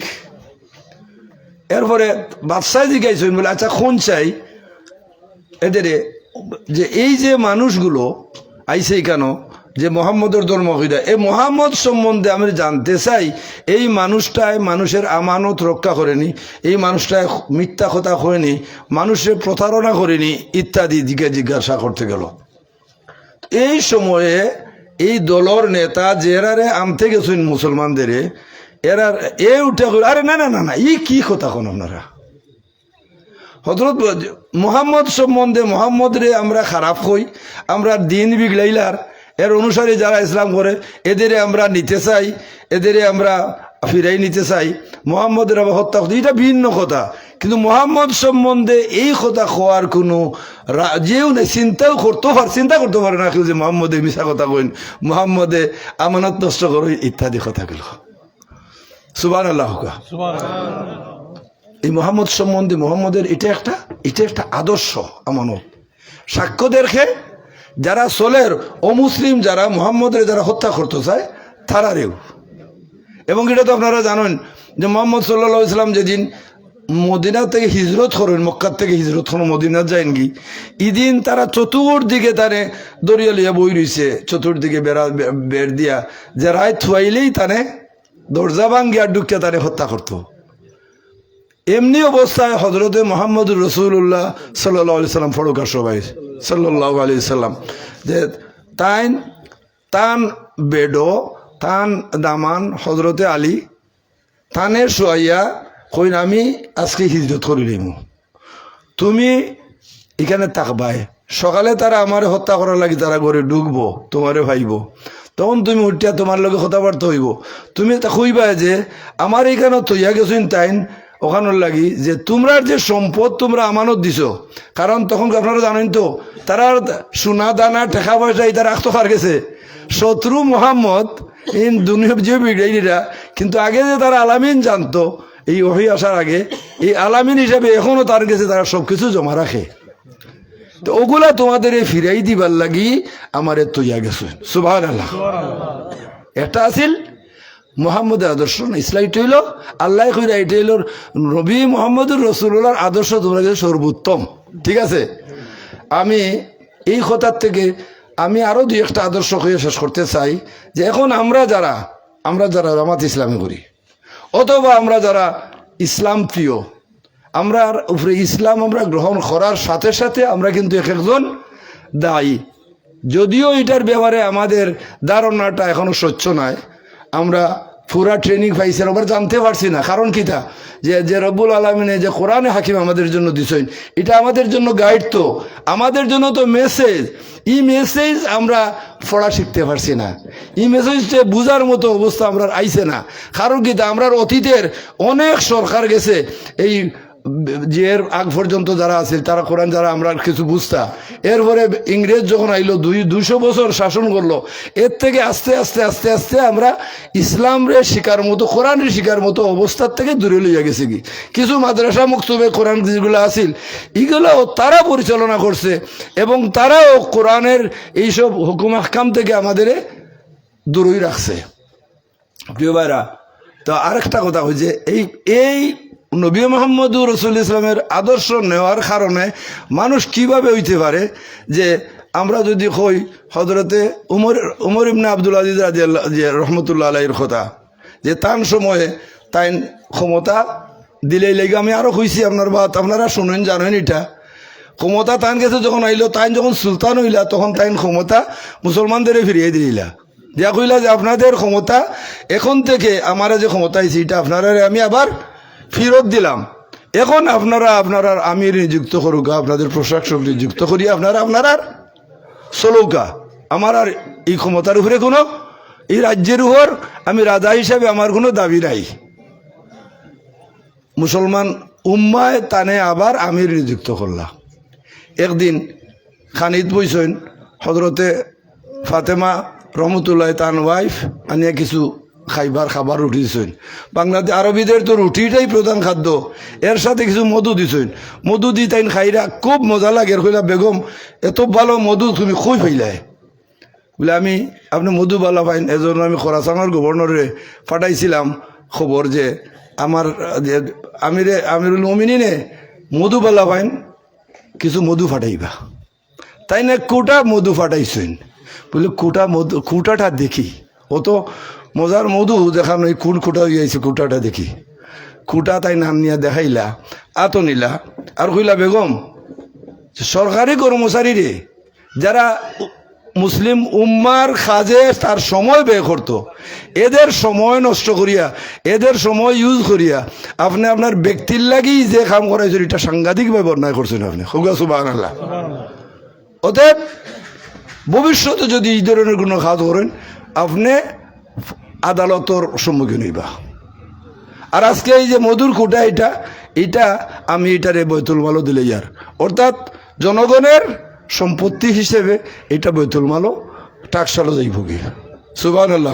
ঠিক আছে, যে যে এই জনগণের সম্পত্তি কিভাবে বন্টন করতে হয়, এই যে হজরত ওমর আপনার আব্দুল আজিজ এ পর্যন্ত আমরা বেশি দূর যদি আগে যাই, যদি হজরত আওরঙ্গজেব রহমতুল্লাহ আলাইহি ওই কিছু 100-300 বছর আগে তো আমরা এই ভারতবর্ষ যখন শাসন করেন, আওরঙ্গজেব রহমতুল্লাহ আলাইহি তো এক উদাহরণ আছে যে তান ব্যাপারে খবর হয়েছে যে তান বেগমে তীর মারছেন,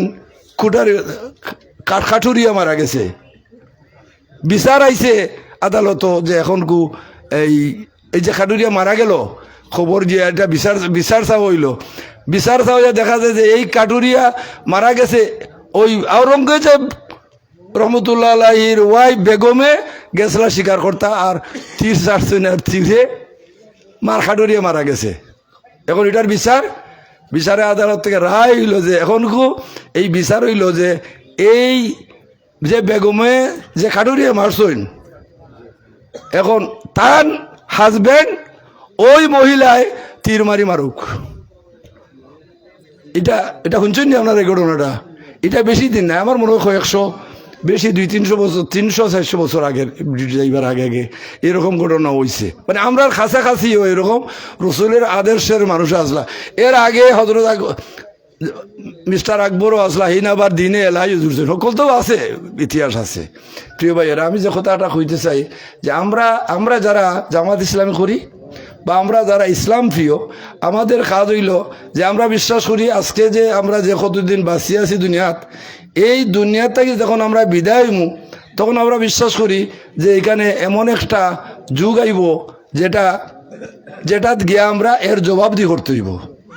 দীর্ঘদিন ব্যাপারী হাদিসে হয়েছে যে আমরা যতদিন বাঁচলাম, আদালতে আকারেতে 50,000 বছর ব্যাপী একটা লম্বা দিন হইব, যতদিন বাঁচলাম এর হিসাব নিকাশটা ওইখানে দেওয়া লাগবো। দেওয়া যদি স্যাটিসফাইড হয় তে আমরা কই যাইমু, কই যাইতা। যদি রেজাল্ট ভালো হয় তাইলে আমরা আল্লাহর যে প্রতিশ্রুতি দিয়েছেন জান্নাত দিবা, এই জান্নাত যাইমু নাকি দা। আর নাইলে কিন্তু খারাপ খবর আছে। এই খারাপ খবরের চিন্তা মানুষে যদি রিয়েলি চিন্তা যদি মুগ্ধ হয় তাইলে মাথা খারাপ হওয়ার মতো অবস্থা। তাই আমরা এই চেষ্টা করি, আর আমার কর্মী আমার শুভাঙ্ক্ষী ভাইদের যে এই যে দেশ, এই দেশটা আমরা জামাত ইসলামী মনে করে এই দেশের 18 কোটি মানুষের সেবকও আমাদের দায়িত্ব। এখন এই 18 কোটি মানুষের কষ্ট দূর করা, এই 18 কোটি মানুষের মধ্যে ইসলাম রে জানানো ও মুসলিম যারা আছে তারারে হেফাজত করার দায়িত্ব এখানে মুসলমানদের। আর আমরা মুসলমান হিসেবে আমরা যে জামাত ইসলামী একটা দায়িত্ব পালন করি, আর এই জামাত ইসলামী আমাদের সাথে এই দেশের মানুষকে আমরা শরিক করতে চাই। আপনারা রাজি আছেন নানি? আপনারা শরিক করছেন, আপনারা শরিক হয়ে গেছেন। আপনাদের খাদ হইল যে আল্লাহ রাব্বুল আলামিন কইরা ওয়ামান আহসানু কাওলাম মিম্মান দা ইলাল্লাহ। এদের কাজের চার খাস ভালো হইতে পারে যারা ডাকে কার দিকে? আল্লাহর দিকে ডাকে। অতএব আমাদের এই দায়িত্ব যদি আমরা পালন করতে পারি, রসুল খোদার আদর্শ যদি আমরা বাস্তবায়ন করতে পারি, তাহলে এই দেশের মানুষের সুখ সুবিধা অর্জিত হইব ইনশাআল্লাহ। কেন হইব? যে এই যারা আমরা যদি এই দায়িত্ব পালন করা যায় কি, তাইলে আল্লাহ রাব্বুল আলামিন এক জায়গাত কুশ করছেন যে এরা এমন এক জাতি, এরা এমন যে তাদের নিজের অভাব থাকা সত্ত্বেও তার অভাব পূরণ না করিয়া অন্যের অভাব পূরণ করে। ঠিক আছে? এখন আপনারা যদি দায়িত্বশীল হন, আপনাদের হাতে যদি কিছু হয়, আপনি কি এটা খাইবানি? আপনি ইউজ করবানি? ইউজ করে না কইবা যে আমার আল্লাহ আমার সাথে আল্লাহ দেখরা আমি আর তো যে জিনিসগুলো হয়েছে এগুলো আমি যারা হক তাদের হক তার কাছে আমি ফুল চাই আর কি না, দেখবা না? দেখবা। অতএব আমরা এই দায়ী হিসেবে এই দেশের মানুষের মুক্তি আমাদের অর্জন করার জন্য এই দেশের মানুষের সুখ শান্তি সেবা করার দায়িত্ব আমরা নিতাম ইনশাআল্লাহ। পারবো না আমরা নিতাম। আজকের যে খবরটা হইল যে আমরা 2টার সময় ডিসির কাছে গেছিলাম একটা স্মারকলিপি নিয়ে। স্মারকলিপিটা এই যে ম্যানচেস্টার থেকে একটা বিমান আয় সিলেট ইন্টারন্যাশনাল এয়ারপোর্টও, এই বিমানটা আগামী মার্চ থেকে তারা বন্ধ করে দিবা, সরকারে বিমানে বন্ধ করে দিব। এটার প্রতিবাদ করছি আমরা যে এইটা কোনোভাবেই বন্ধ করা যাইতো না। সাথে মদিনাতে বাংলাদেশ সিলেট এয়ারপোর্ট থেকে মদিনায় যে ফ্লাইট যায়, ফ্লাইটটা বন্ধ করে দেওয়া হয়েছে, এটা খোলা হোক। বাংলাদেশ থেকে জেদ্দাত সরাসরি যে ফ্লাইট যায়, দোহাত যায়, এগুলা বন্ধ করা যাইতো না। সিলেট থেকে হাজিরা যেভাবে সিলেট থেকে সরাসরি জেদ্দাত যায় বা মদিনাত যায়, এটা বন্ধ করা যাইতো না, এগুলা চালু রাখতে হইব। এবং এই যারা এখন বন্ধ করতে যাইরা, এই বাংলাদেশ যখন স্বাধীন হয়, বিশেষ করে সিলেটের প্রবাসীরা, ব্রিটেনের প্রবাসীরা এই দেশ স্বাধীন করার জন্য বড় ভূমিকা রাখছে। ঠিক কেনা কথা এখন খোকা চাই। অতএব তারার একটা বিমানে করে সিলেট তারার জায়গাতে দিতে পারবো। এবং আমি এটা প্রতিবাদ করছি যে তারা কই দেয় কেন বিমানের ভাড়া মানুষ পাওয়া যায় না, যে হয় না, প্যাসেঞ্জার না ইত্যাদি, এগুলো মিথ্যা কথা। বেশি ভাড়া নেওয়ার পরেও অন্যরা কম পয়সায় নেয়, আর এরা বেশি ভাড়া নেয়া আয়। মানুষে আমাদের বিদেশিরা কইছেন যে তারা সিট ফাইন না, সিটার লোক। অতএব এই প্রতিবাদটা আমরা করছি এবং ডিসিরে কইছি এগুলো আপনি উপদেষ্টাদের কাছে ফাটাউকা, এগুলা যদি ঠিক মতো না করা হয়তো আমরা আন্দোলন আরম্ভ করবো। ঠিক আছে? এই বাইগুলো যে এখানে করেন, আন্দোলন আমাদের করতে হইব না। অতএব আমরাই মনে করি জামাত ইসলামীর এই কাজ, এই মানুষের যে রাস্তাঘাট নাই, শিক্ষা ব্যবস্থা নাই, এগারের চিকিৎসা ব্যবস্থা নাই, মানুষগুলো যে নিরাপত্তাহীনতায়, এই কাজগুলো আমাদের করতে হইব ইনশাআল্লাহ। জামাতে ইসলামীর কর্মী শুভাকাঙ্ক্ষী যারা, আমি তাদের প্রতি অনুরোধ করব, আমরা যদি এই দায়িত্বগুলো আমরা ঠিক মতো পালন করতে পারি, আমাদের ভবিষ্যৎ বংশধরদের জন্য একটা ভালো পথ রাখি গেলাম। আমরা যদি এটা করতে পারি, তো এই দেশের মানুষের মুক্তি, এই যে মানে একটা অশান্তি আছে না এখন মানুষের মধ্যে, যে কিতা খাইব, ব্যাংক লুট করে যায় কি, দেশের সবগুলো লুটফাট করে যায় কি, বাংলাদেশ জামাত ইসলামী আমরা এই ধরনের অবস্থার উত্তরণ করতে হবে। এর থেকে এই দেশের মানুষকে মুক্তি দিতে হইব। আমরা আশা করি যে এই দেশের সব মানুষই আমাদের সাথে একদিন মুক্ত হইব। আর আমি দল মত সবাই নির্বিশেষে করতে চাই। আর এখন এই যে আমাদের ছেলেমেয়েরা রিক্স নিয়ে এই দেশে দ্বিতীয়বার যে স্বাধীন করছে, এই স্বাধীনতার জন্য আগামীতে যে গণভোট হইব, অবশ্যই এটারে ভোট দেওয়া উচিত। এখানে না দিলে, এবং আমাদের জামাত ইসলামী বাংলাদেশের আমির ডক্টর শফিকুর রহমান কইছেন যে আগামীতে অবশ্যই 5 বছর আমাদের সবাই একত্রিত হয়ে ঐক্যবদ্ধভাবে এই দেশে গড়ার জন্য আমাদের চেষ্টা করতে হইব। আর এই চেষ্টা আপনারা, এই জামাত ইসলামী মূল্যবোধের মানুষ আপনারা যারা, আপনাদের পক্ষে এটা সম্ভব। কারণ আপনাদের কাছে সম্পদ আইলে এই সম্পদ ইচ্ছা মতো ব্যবহার করতে পারে না। আপনি ব্যাংকের একটি আরেক দেশে পাচার করতে নাই, হয়েছে 88 লক্ষ কোটি টাকা, অথবা অন্যরা কেছেন 48 লক্ষ কোটি টাকা বিদেশে পাচার করা হয়েছে এই 16-17 বছরে। অথচ বাংলাদেশের 1 বছরের বাজেট 6 লক্ষ কোটি টাকা। এখন কত লক্ষ কোটি টাকা হলো 8-9 বছর খালি ঘুমাইয়া, যদি বাংলাদেশের মানুষ ঘুমাইয়া খাইতো, তাই তার উন্নয়ন, রাস্তাঘাট সবগুলো হইতে পারতো। আমরা মনে করি যে আমাদের যুবকদেরই আমরা আগামীতে আগুয়াই দিতে হইব।